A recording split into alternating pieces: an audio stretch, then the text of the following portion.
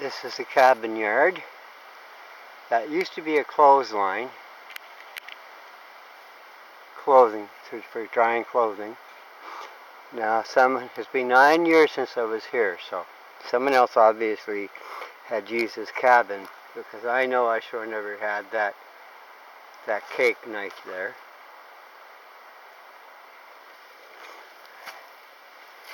There's a door construction.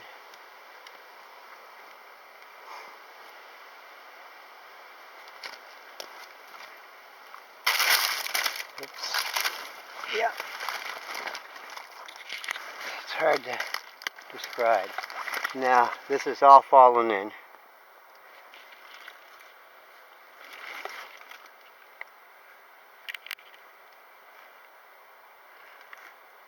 Old boots and stuff.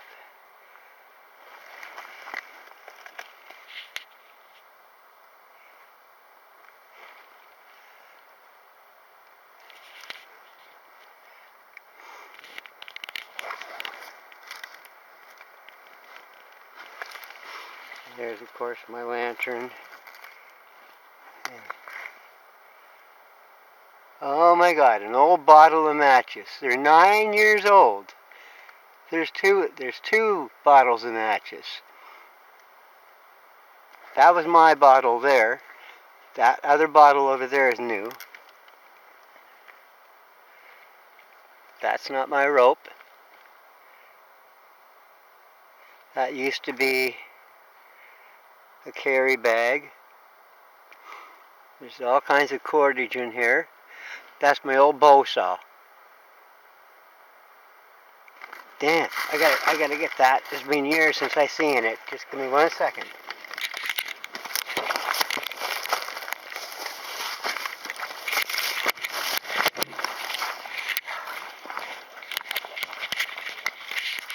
Oh, sorry.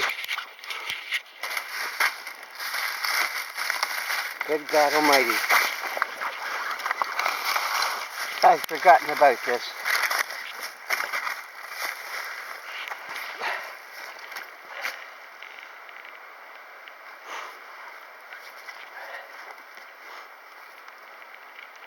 Here, I'm not going to be able to. Yeah. That was easy to make. My original metal bow saw, the aluminum screws broke, and I had to make so I just rehandled it with well, of course, some nails and a handy piece of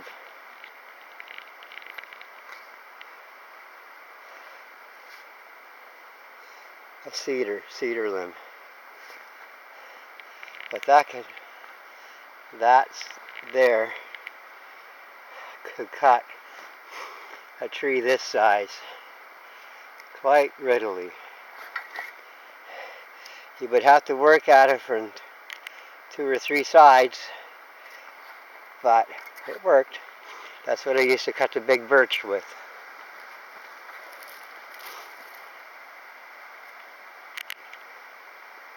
I hadn't seen this saw in 9 years. It belongs to the cabin now. Actually, I'm going to hang this up.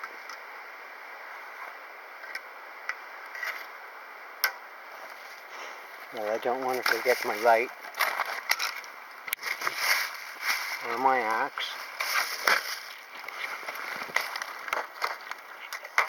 The wooden dowels would probably be good for bow drill, but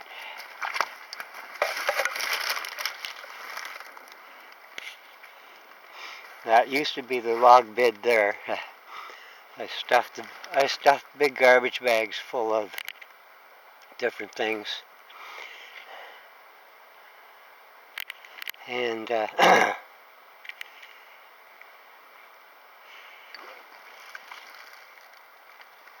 the reason there's such a slant on these walls, the reason there's such a big slant is that I had this long ridge pole, a spruce tree for a ridge pole, and I had it attached to another tree out back, and then I built the sidewalls up on it. Now each of these poles is between 12 and 13 feet long. It depended on what the soil, if there was any, the elevation of the soil on either side of the ground. If there was a hole, I made the pole longer to fit into the hole.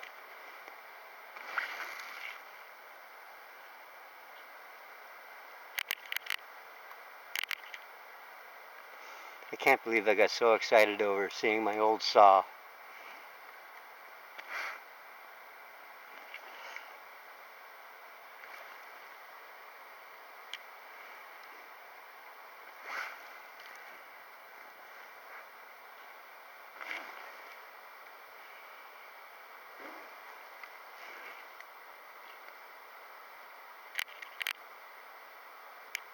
What is this? It's hard to say. Someone else's here, definitely. Because those aren't my ropes. There's another buck saw up there. That wasn't mine. That was someone else's.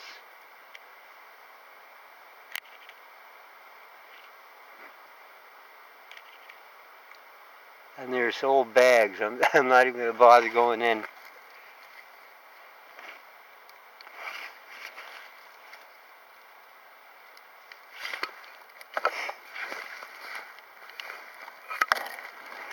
Yeah. But this here, that bow saw really did a great job. There was birch trees 2.5 foot at the base, and this saw cut them. Because I had my fireplace. I'll show you what's left of it.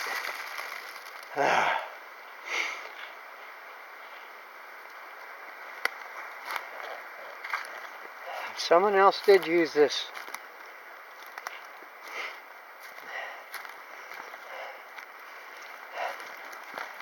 Yeah, that used to be my fireplace.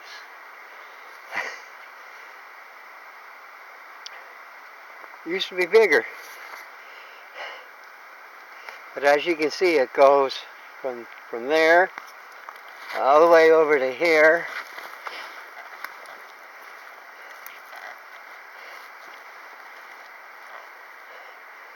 And that stovepipe that you see there was up quite high. But the ground and stuff in the spring, when the spring thaws came, all the ground shifted, and the fireplace kind of collapsed in on itself. It was a nice piece of marble.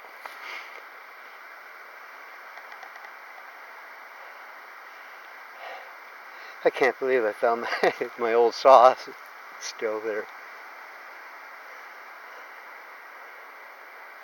Okay. Well, the reason I had the tarping on was I couldn't, even if I did chink it full of moss, it still would have leaked, and I wanted to make it leak-proof and wind-proof, so I put layers of tarping over that. That was originally 15 by 20 feet long, and 20 feet long, and each pole was 12 to 13 feet down. So when everything was standing up, it was like a 15 by 20 A-frame.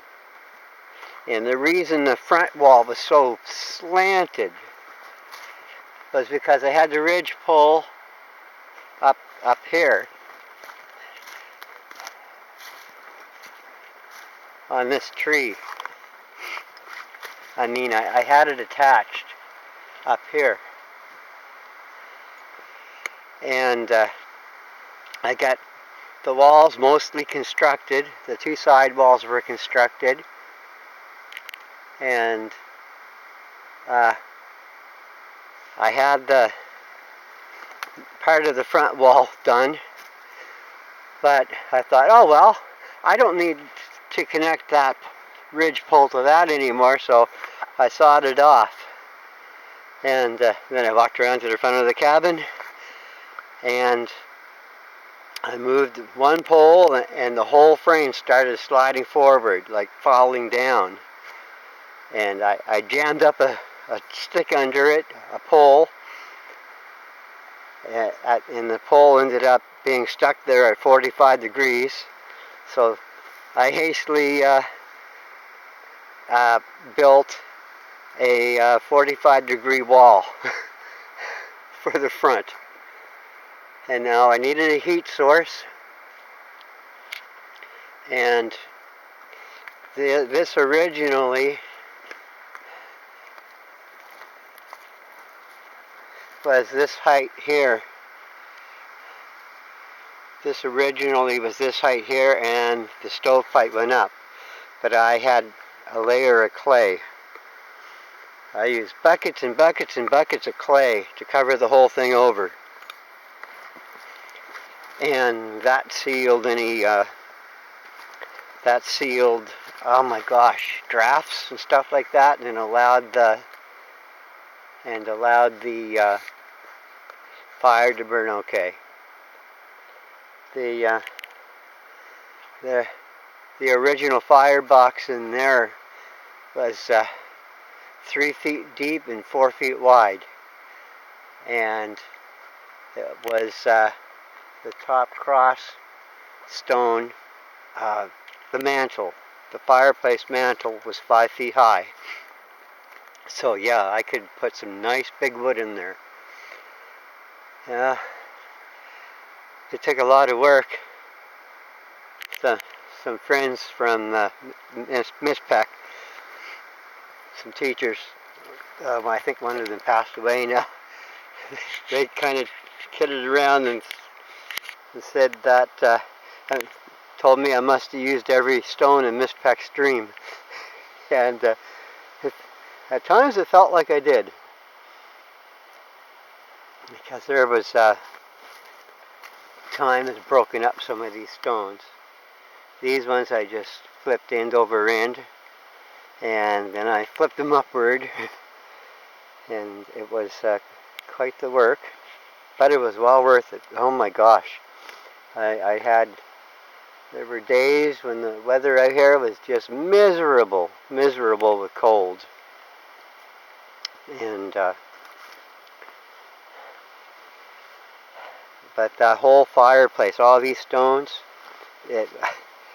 when you get a foot of coals and some nice big logs, building heat up all day in a big beehive stone fireplace, those stones throw off an intense amount of heat.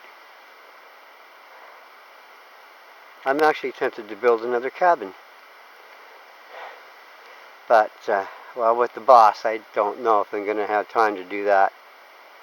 The most I can do maybe is do some tarp camping or take my tent. And there was times out here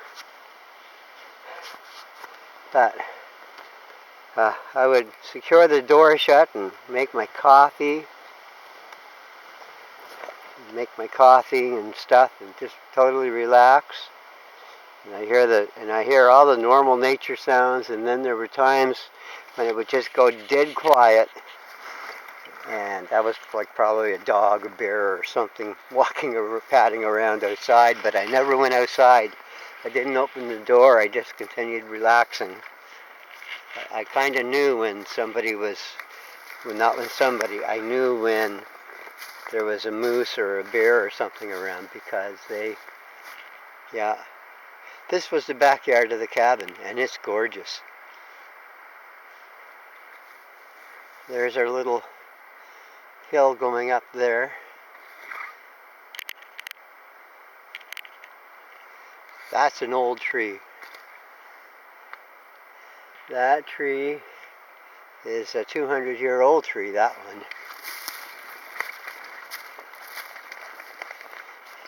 This tree was here when there was a sawmill still operating in Miss Peck. And there's some other trees left alone up there too. They were here when there was a sawmill operating in this pack.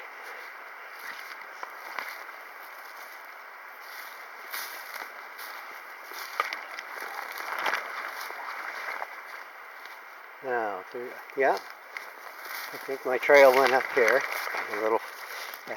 Yeah, this part of my little footpath. Everything is overgrown here, but a great deal.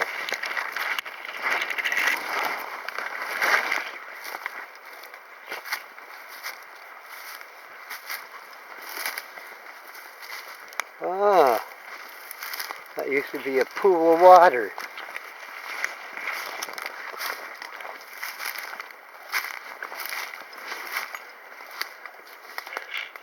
There's cliffs up there.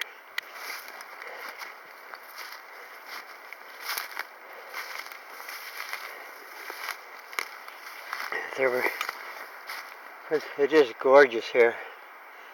Now, there was one reason why I could not have stayed year-round at that cabin, because there's not enough firewood to support that fireplace.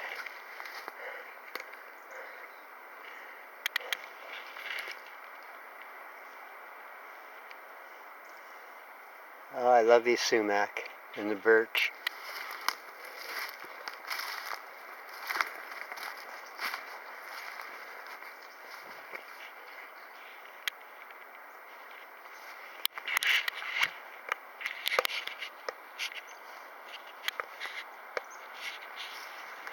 There's some old cedar in there. The river's just on the other side. I'm going to get video of that.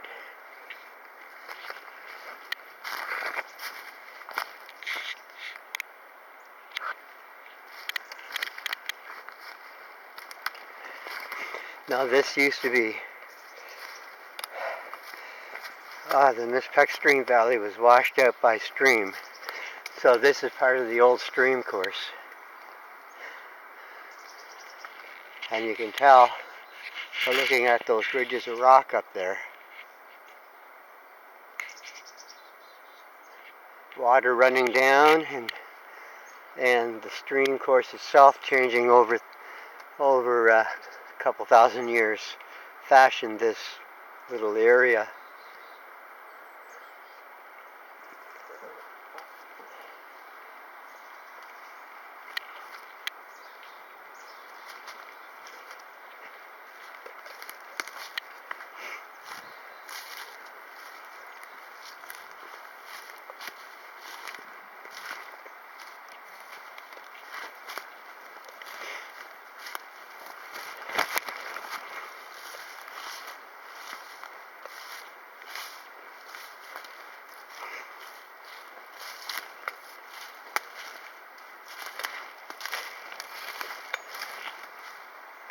That was a partridge. No, I don't think it was a partridge. A partridge would have been noisier. Might have been a crow. Whatever it was running away, flying away really fast. Yeah, that's a stream out there. I'm going to get videos of that.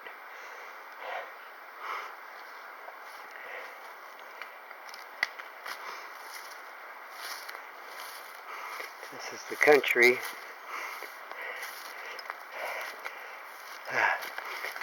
It's really nice. There's a river tells a tale.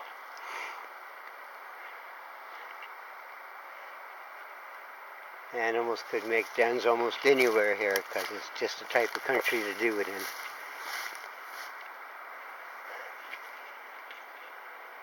Alright. I am going to let the camera rest for a moment, and then I'm going to go out to the water right there.